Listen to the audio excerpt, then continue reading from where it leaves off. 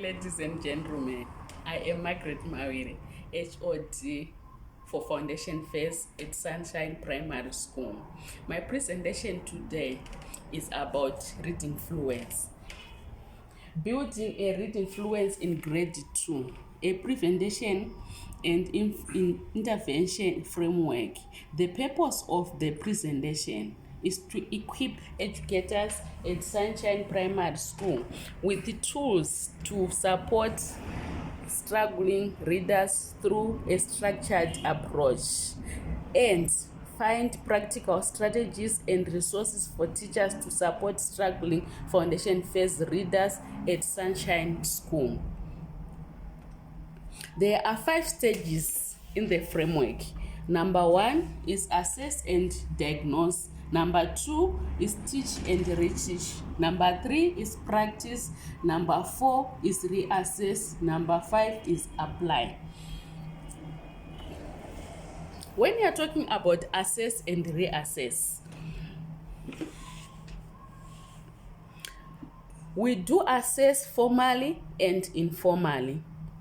The aim of the assessment is to identify readers that are at risk early. In informal assessments, running records from previous grades, we do observation on our own.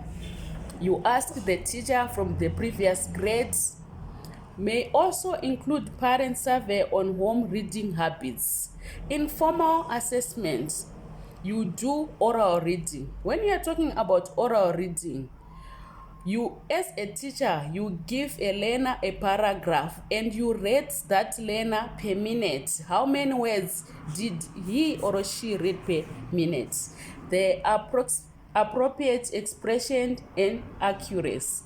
You check for prosodic elements such as how did the learner pitch, how did the learner pause, and punctuation. Give a diagnosis of the readers. For example, can read with understanding, can read fluent, can punctuate. Teach and reteach. When you're talking about teach and reteach, as a teacher, make use of modeling. Teacher reads to demonstrate pace, use of expression, watch out for punctuation marks, pitches, dialogues. Teachers read out aloud. Readers to read after you silently. Teachers, they can make use of the word blending. For example, say out the words, say out the sounds. The word is cats. You say out the sound again. The word is birds. Then you repeat the process with the learners. Then the other teach and reteach method that you can use is word list reading, used for words with similar spelling patterns that confuse the learners. For example, lost, most, worst, etc. Explain to the learners the difference between word sounding and reading word fast. Allow learners to read independently and give them enough opportunities to practice. Let's go to practice. When we are talking about practice, it has been proven by a very large body of research that learners who get opportunities to practice oral reading improve their fluency. Charts and others in 2002. There are 2 effective kinds of practice.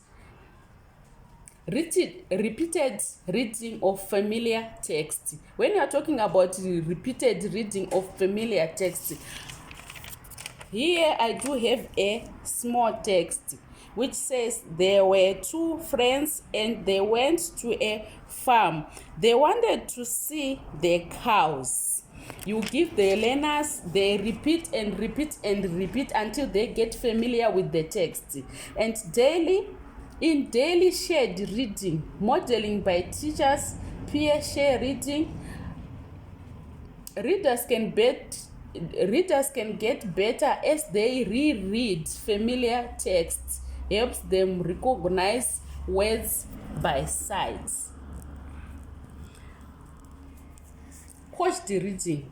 When you are talking about coached reading, we are talking about assisted reading, where a teacher can assist a learner to read. This method is being used when a text is not at the reader's independent reading level. Teachers work with a small group of reading out aloud simultaneously with teachers, can also whisper out aloud. Apply. Adams, 1990. Adams, 1990, he says, if we want children to read well, we must find a way to induce them to read lots. Meaning, if we want our children to read fluently, we must give them more time. They can read more often. They'll become fluent. There is wide reading. When you're talking about wide reading, give readers reading materials that are interesting and do not cause word recognition problems. Materials should be appealing, have a range of interests such as informational books and other, such as comic, fantasy, poetry, plays, nature, travels, etc. Teams with the other grades in the school, local libraries, they can host a book night, a library night, a day night. They can form book clubs. They can write their own stories. They can write their own poetry. The last one is reassess. When you are talking about reassess, you are done with all the four framework. Then you are checking yourself. You are checking yourself, like you are observing yourself. Is it working? Then you do reassess. When you are talking about reassess, this reassess framework, it helps the teacher to monitor the learner's progress. Teachers can make use of weekly, bi-weekly fluence checks for struggling readers and monthly or termly for fluent readers. Formal reading assessment can be done once a term. Teachers can introduce milestone certificates, as well as the teacher can have stars.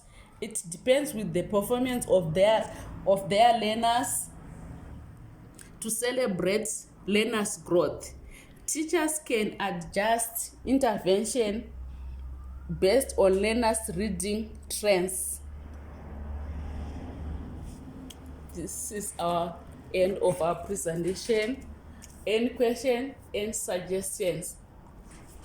Thank you.